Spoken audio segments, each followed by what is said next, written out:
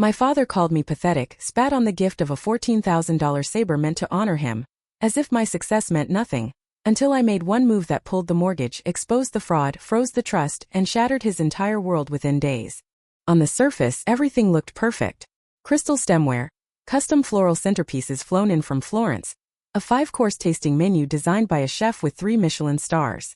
My 35th birthday was supposed to be an elegant bridge between my past and the future I'd built myself. My name is Elle Whitaker. I'm 35, live in Chicago, and run a high-end event design firm that caters to international royalty, oil heirs, and tech moguls who throw tantrums over canopy spacing. It's not just a job, it's an empire. I built it from scratch, and tonight was meant to be a reminder that I'd done something meaningful, something worth respect, especially from my father. Colonel Richard Whitaker, Ret. Stood near the panoramic windows of my Gold Coast apartment, sipping bourbon like it owed him something. Even now, decades out of uniform, his back was a straight line of judgment. My mother hovered beside him like always, silent, pretty, wilting. Guests mingled behind me, pretending not to watch. I planned every inch of this dinner, but it wasn't about the party. It was about the moment. "Dad," I said, walking up with the gift. The antique SABER rested in a velvet-lined display box. Polished, regal, engraved. For every sacrifice, seen and unseen. I tracked it down for months, negotiated a private auction, paid 14 grand cash without blinking. It was a tribute. He looked at it, then at me. "Is this supposed to impress me?" My smile froze. "It's a 19th century ceremonial SABER. Belgian. You carried a near-identical one in. Save the lecture." He lifted the lid, then spat directly onto the velvet interior. "A pathetic display. You think money makes up for integrity?" The room held its breath. My mother flinched. Someone clinked a wine glass to break the tension, and a few guests nervously returned to their seats. He turned and walked out without another word. Just walked out. No one stopped him. I stood there, the SABER in its stained case heavy in my hands, the weight of years pressing into my spine. I could feel the heat of my humiliation in the base of my neck, right beneath my chignon. But I didn't crack. I just closed the box, straightened my dress, and smiled like nothing had happened. My business partner tried to catch my eye from across the room. Jamie, my younger sister, looked like she wanted to shrink through the floor. No one said a damn thing. Not really. I tucked the box under my arm, crossed the room, and slipped out without saying goodbye. I didn't cry in the elevator. Didn't scream when I hit the garage. I drove home with the SABER on the passenger seat, one hand on the wheel, the other on the box like I might crush it through sheer force of will. If he thought that was going to break me, he didn't know me at all. The next move was already forming. And this time I wouldn't ask for respect. I take it. The next morning I woke up before the sun, poured black coffee into a travel mug, and sat cross-legged on the floor of my office. No makeup, no silk robes, just leggings, a hoodie, and a thumb drive labeled contingency. I plugged it in, pulled up the folder I hadn't touched in 3 years and started reading.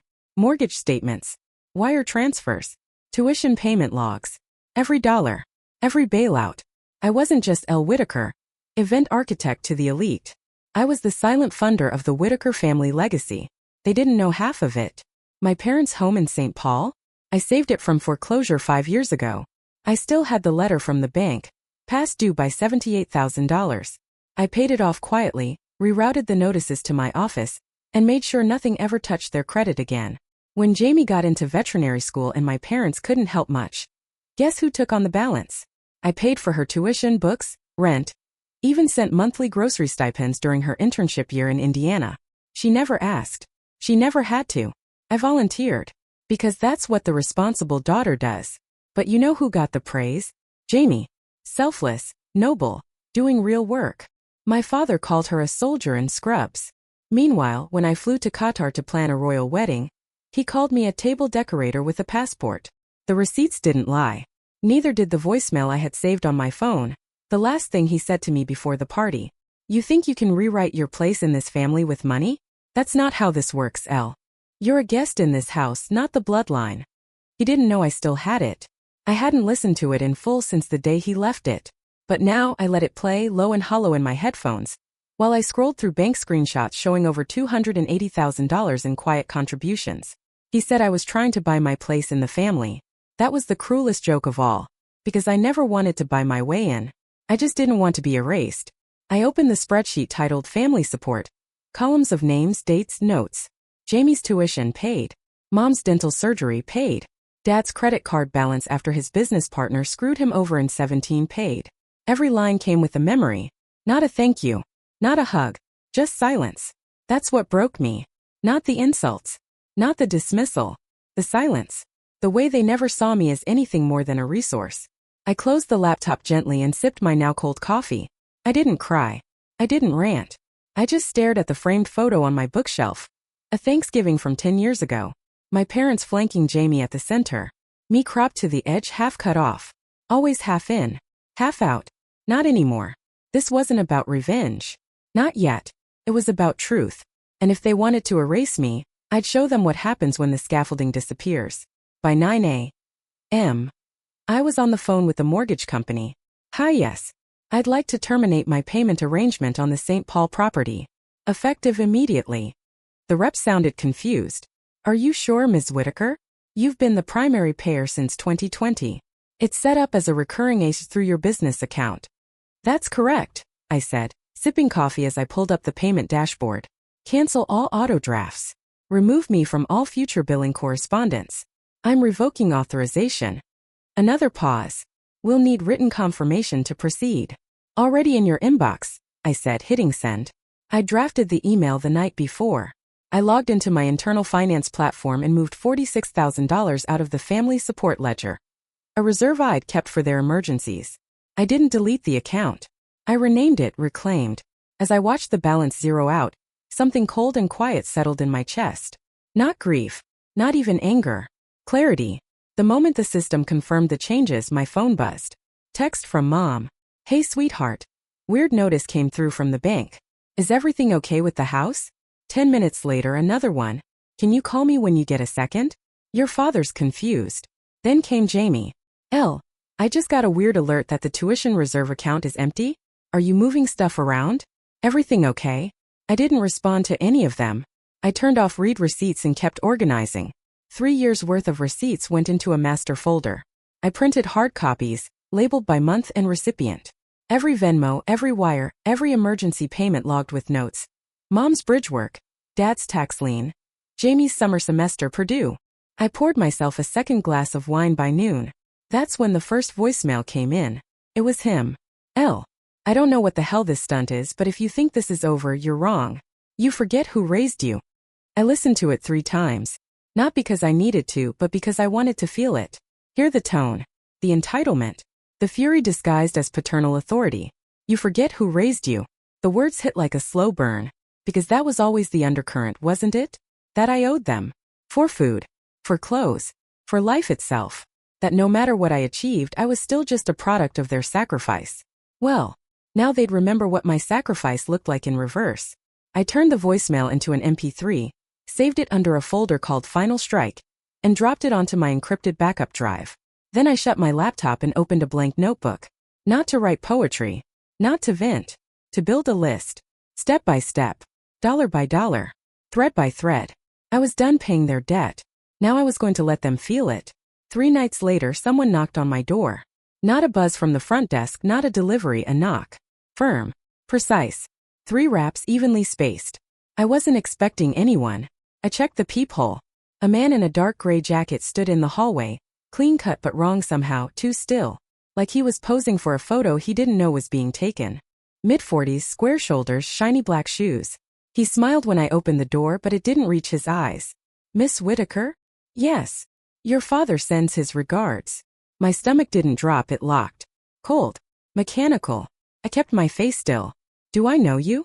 Not yet, he said. But we were both at your birthday dinner. Lionel Briggs. I used to work with your father. He asked me to check in. Make sure you're well. He handed me a manila envelope, unsealed, empty. That was the message. Have a good evening, he said with a nod, and turned on his heel like he was done performing. I locked the door the second it shut, bolted it, then moved through the apartment checking every window. Everything was closed. Everything was still. But I knew a warning when I saw one. Briggs had been at the party. Near the back, next to the wine rack, laughing too loudly with the caterers. I assumed he was one of Jamie's fringe guests. I hadn't known he was there for me. I stayed up that night watching through the blinds. At around 2:30 a.m., I heard a soft clack near my front door. In the morning, I found a faint scratch across the keyhole. Tampering. I reviewed the building's hallway footage. The concierge hesitated, but when I pulled up my legal ID and politely asked if I needed to contact my lawyer first, he handed it over. The tape showed a man loitering near my door between 2:11 and 2:18 a.m. He wasn't wearing the same jacket, but it was Briggs. Same build. Same posture. He stood there just outside the frame of the camera, like he knew exactly where the blind spots were. I called the police. The officer took the report professionally, until I mentioned the name. Briggs, she repeated, flipping back a few pages in her notebook. You sure about that? I nodded. Her jaw tightened. He's on a list. What kind of list? Unofficial. Former CPD. Resigned after misconduct accusations. Started a private consultancy gig. Security surveillance, private debt enforcement. Nothing on record, but we've had complaints. Harassment. Property intimidation. Always skirts the line. I filed for a protective incident log. Not quite a restraining order. Not yet. But it was enough to start a trail. That afternoon I got a call from Elena, my ex. You okay? She asked immediately, no preamble. A guy showed up at the clinic today. Said he was handling a family estate issue. Wanted to ask about your health history. If you've ever been hospitalized. What kind of medication you take. My chest went hollow. He said that. He asked about your mood swings. Financial decisions. Whether you've been stable lately. She paused. He was digging. But not for your safety. For leverage. I sat on the edge of my desk, the room suddenly too small. You know who sent him? She said gently. You do. I stared out the window at the skyline. Cold and sparkling and far away. He wasn't trying to scare me. He was trying to frame me. Because in his world, a daughter who cuts off the money must be crazy. I opened my notebook. Flipped to the back. Wrote a name in capital letters. Briggs. Then underlined it twice. If they wanted war, I'd show them what a strategist looks like. I unlocked the fireproof box beneath my bed and pulled out the backup drive labeled in red Sharpie. For the day they snap. It had sat there for years. Untouched. Waiting. I plugged it in and opened the master folder. 32 subfolders. Tax documents, retirement benefit audits, housing grant scans, education fund ledgers. Some were labeled clearly, VA pension double filing 2014. Others more cryptically, Jamie Trust / Shell ACE 83C. I wasn't just keeping receipts. I was keeping insurance. At the top was a file I'd nearly forgotten, Whitaker Grant Application 2016. I opened it, scrolled to the third page. My father's signature sat beneath a grant application for a veterans foundation that didn't exist. The address on file? P.O. Box I'd traced to a defunct contractor service in Texas. The payout had been $12,500. I clicked another file, scan checks, both signed by my mother. One for a community improvement grant. One for a scholarship meant for rural youth in post-trauma households. Both deposited into an account with Jamie's trust account listed as collateral. Collateral. I hadn't understood it all at the time, but now it was undeniable. Over $130,000 had been siphoned from Jamie's trust into shell organizations. Nonprofits with no staff. Construction companies with no crews. It was all right here. The doorbell rang. I stiffened for a split second, wondering if it was Briggs again. I slid the drive out of the laptop and tucked it into my sleeve. It was Jamie. She looked pale. Eyes shadowed. Her brown hair thrown into a messy braid like she hadn't slept. I need to talk to you, she said. Can I come in?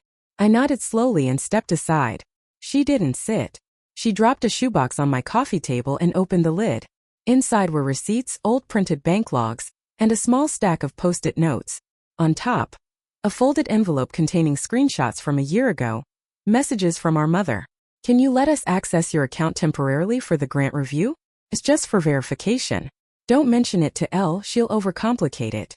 The auditors don't need full clarity, just say you signed for efficiency. No harm done, baby. It's all internal. Jamie sank into the armchair and rubbed her face with both hands. I thought I was helping, she whispered. I didn't realize what they were doing until I tried to apply for a small business credit line last month. And the loan officer said my trust was flagged for suspicious withdrawals. I sat across from her and slowly slid my drive onto the table. I've been tracking it, I said. For years. She looked up. You knew. I nodded. Not all of it. But enough to start connecting the pieces. We sat in silence. Not the kind we were raised with, not the weaponized stillness of disapproval and guilt. This was something else. Recognition. I thought they loved me, Jamie said. I thought they saw me. They loved what they could use. Jamie swallowed hard, her hands shaking slightly as she picked up one of the receipts. What do we do? I opened my laptop. The files blinked open like old ghosts waking up. We tell the truth, I said.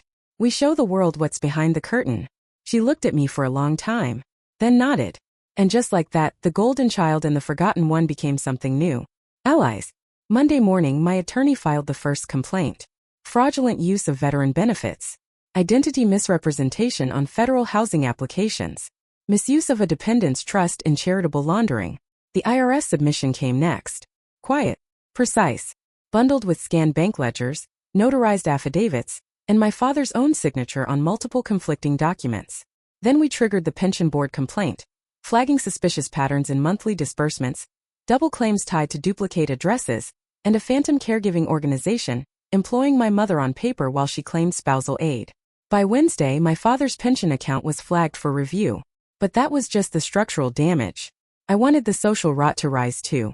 So I made a call, anonymously from a prepaid phone I kept for vendor emergencies, to the HOA chair of their St. Paul gated community. Hi, I said, voice calm. I don't live there. But I've heard a property on your block may be involved in a pending federal investigation. You might want to double-check residency compliance, just to protect your association's insurance rating. It took 48 hours. A letter arrived at my parents' doorstep requesting a voluntary appearance at the next HOA meeting to address recent concern around public reputation and legal scrutiny. A copy of the letter leaked onto the neighborhood Facebook group within the hour. By Saturday, my mother texted Jamie a single line. What have you done? We didn't reply. Their mortgage lender issued a formal notice of pending foreclosure. Automatic once I'd revoked financial support, and the past due balance cleared the 60-day mark. The house they'd gifted to Jamie years ago, and then quietly took back for stability, was now underwater. They hadn't realized the loan was still in my name. Their equity, gone. Their illusion of control, cracked open. By the end of the month, their world, built on tradition and control and whispered threats, started to collapse in public. Invitations stopped arriving. Their bridge group disbanded. The Rotary Club politely deferred their annual speaking spot. One of my father's old friends, the kind who always wore a navy blazer and gave long, blustering toasts, left a voicemail that Jamie forwarded to me. Richard, I don't know what's going on over there, but my wife's uncomfortable. The whispers aren't good. Best to lay low for a while. Don't bring this to our doorstep. We listened to that message over takeout one night. Jamie curled on the couch beside me in sweats, my laptop open between us. Think they know it was us? She asked. They know, I said. They just don't know how we got so damn good at hiding in plain sight. My mother posted a cryptic quote on her Facebook page the next morning. Some betrayals come from those you least expect. No one commented. No one liked it. Not even her friends from the book club that used to fawn over her brunch spreads and backhanded wisdom. They were alone. Not legally, not yet. But socially, they were pariahs. My father used to tell us that reputation was everything. That real men built legacies and defended them. That women protected the family name even when it hurt. So I took that advice. I protected the name by cutting them out of it. Their fall wasn't loud. It wasn't dramatic. It was precise, bureaucratic, and devastating, just like I planned. 4 nights after the HOA letter, Jamie called me at 2:17 a.m. Her voice was shaking. Someone broke into my car. I sat up instantly, sleep gone. Are you okay? Yeah, she said. Nothing was taken, but they left something on the passenger seat. I waited.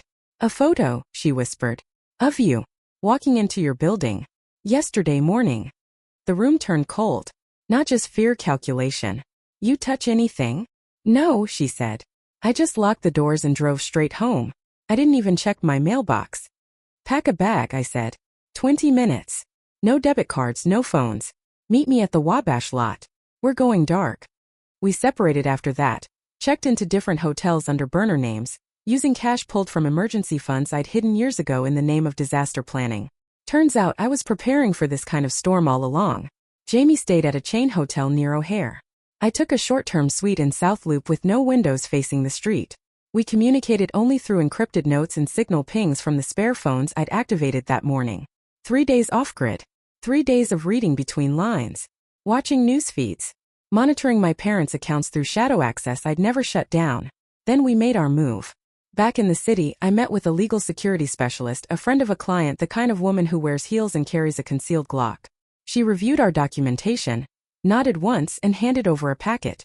Inside, affidavits for non-contact orders, restraining clauses, and a preliminary draft of a civil case for identity theft, trust abuse, and misappropriation of financial assets. That same day, we served my parents a cease and desist. Delivered by courier. No warning. No explanation. Just a letter and an ultimatum. The terms were simple. Sign over any and all claims to the Whitaker Trust and associated inheritance frameworks. Provide a notarized statement acknowledging misuse of funds and identity-based financial misconduct. Permanently relinquish residency within the state of Illinois. Zero contact with either daughter. Ever. In exchange, we'd halt criminal proceedings. No charges. No press releases. No public filings. Silence for disappearance. The response came on the 7th day. A manila envelope. Inside, 2 signed and notarized forms. Witnessed by an out-of-town notary from a law office in rural Iowa. No note. No apology. Just signatures. L. Whitaker. Jamie Whitaker. And 2 parents who now had no legal ties to either of us. Jamie stood in my kitchen, reading the forms like she still couldn't believe it. "So that's it?" she asked. "They're just gone." I poured her a glass of wine and leaned against the counter. They wanted control. We gave them exile. She stared at the papers. "What if they come back?" "They won't," I said. "They lost their leverage. They lost everything." Jamie exhaled slowly. Her hands didn't shake this time. "God," she said. "I should feel broken." "You're not," I said. "You're clean." The firebreak wasn't just a legal divide. It was a psychological one. A scorched line across a generational map. No inheritance. No reunion. No redemption. Only distance. For the first time in our lives, we weren't someone's daughters. We were free women with receipts and nothing left to prove. It was a rainy Tuesday when the letter arrived. A plain white envelope. No return address. Postmarked from Idaho. The handwriting on the front was unmistakably my mother's. That high-arched cursive she used on every holiday card, like she thought it made her sound more refined. Inside was a single sheet of paper. No salutation. No closing. Just one short paragraph. "There are things you still don't know. He kept insurance policies. Look into the Cayman account. Ask Jamie if she remembers Westfield Solutions. Be careful. It's deeper than you think." No signature. No explanation. Just fear dressed up like a warning. I sat at the counter and stared at it for nearly an hour. My first instinct was to shred it. But something in the last sentence, "It's deeper than you think," kept pulsing behind my eyes. Jamie came over that night. She read the note once, then again, and finally sat back with a strange, unreadable expression. "Westfield," she said slowly. "That's familiar." She disappeared into the spare room, then returned 10 minutes later with an old banker's box she'd taken from their house years ago. Inside were loose files, dusty USB drives, and a slim black leather ledger marked only with the initials R.W. In the back was a torn business card. Westfield Solutions, Zurich and Georgetown. Insurance plus financial futures. I looked it up. They were real. Real enough to exist in 2 countries, with shell offices and a 4-page website. But digging through international registry logs showed something else. A series of LLCs tied to a Cayman Islands clearinghouse, each connected to offshore insurance products. One of them listed me as a beneficiary. Another listed Jamie. But the policies were odd. Not life insurance. Not health. They were contingency policies.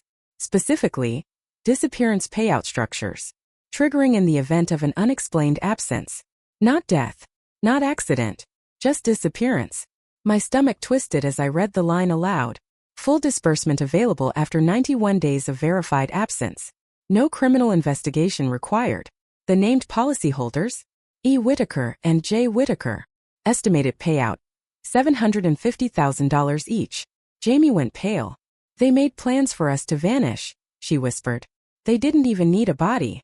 I sat back, breath tight in my chest. "We were never the daughters," I said. "We were the asset." It wasn't just about the money we gave them.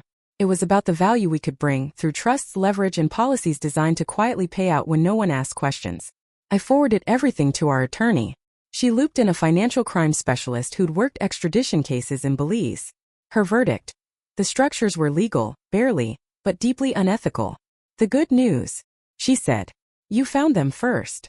We froze the remaining accounts. Issued international fraud alerts. had Westfield flagged with both Swiss regulators and the U.S. Department of Treasury. In the following weeks, we closed every door they had once used. Credit lines? Blocked. Former attorneys? Contacted and removed from file access. Accountants? Reported. When it was done, Jamie and I sat in my apartment in complete silence. No music. No wine. Just the kind of stillness that settles in after a hurricane has passed. I thought they just wanted to control us, Jamie said. But they were building an exit strategy. For themselves, I said. At our expense. She looked at me. No, she corrected. At our disappearance. That night I changed every password I owned. Had my building security upgraded. Checked my fireproof safe twice. I wasn't afraid of them anymore. But I wasn't about to forget what people are capable of when they believe their children are collateral. And I would never ever vanish quietly. 6 months later, the quiet no longer felt unfamiliar. It felt earned. Jamie and I met once a month now, same little cafe in Hyde Park, same booth by the window. She always ordered a chai latte with oat milk. I always teased her about it. And she always rolled her eyes with a smile that used to feel forced but didn't anymore. We didn't talk about our parents much. Not because it hurt, not anymore, but because they didn't matter. Not really. They were gone. Not dead. Just erased. Word spread through their neighborhood after the foreclosure. The reputation concerns morphed into whispers of financial misconduct and disgraced colonel. Their friends stopped returning calls. Their church removed them from the rotation for Sunday readings. Someone told Jamie the women's circle had quietly uninvited our mother from the annual charity auction. Now they lived in some dusty desert town outside Tucson. Rented house. No friends. No legacy. No audience. I'd never seen the inside of their new place. Never would. But I pictured it sometimes. A beige stucco box with second-hand furniture and blinds that didn't quite close. My father probably sat on a recliner that squeaked every time he shifted. Flipping through old war novels he could no longer pretend he'd lived. My mother? She was probably still trying to hold tea parties for ghosts. The Whitaker Trust was now independently managed. Jamie and I hired our own advisors, separate firms, separate accounts. No more joint assets. No more blind faith. The trust grew faster than we expected. Turns out, when no one's draining you, investments thrive. One morning I visited the museum, the Military Heritage Center on the north end of the city. I walked through the gallery quietly, alone, until I reached the glass case labeled Ceremonial Honor. 19th to 20th century artifacts. There, in the center, lay the saber. Clean. Engraved. For every sacrifice, seen and unseen. I had donated it anonymously. No plaque. No story. Let people assign their own meaning. I stood there for a full 5 minutes, hands folded, eyes fixed on the blade. It didn't feel like a relic of pain anymore. Just history. Detached from me. From us. That was the thing no one ever teaches you about survival. That the end doesn't come with fire or vengeance or applause. It comes quietly. When the noise is gone. When no one's pulling at your sleeve. When you realize peace isn't justice, it's detachment. Jamie slid into the booth across from me the next week with a soft grin. Guess what? She said. I booked a trip. Costa Rica. Solo. I raised an eyebrow. Who are you and what have you done with my sister? She laughed. Really laughed. And for the first time I heard freedom in her voice. We toasted with lukewarm coffee. We didn't talk about trust funds or audits or criminal statutes. We talked about surfing lessons. Mangoes. The stray dog Jamie was already planning to adopt before she even got there. I went home that evening and stared out at the city. Lights blinking. Horns fading. My world finally mine. I didn't miss them. Not the house. Not the holidays. Not the roles we were forced to play. They raised a daughter who refused to disappear. And now? I live out loud. Quietly. On my terms.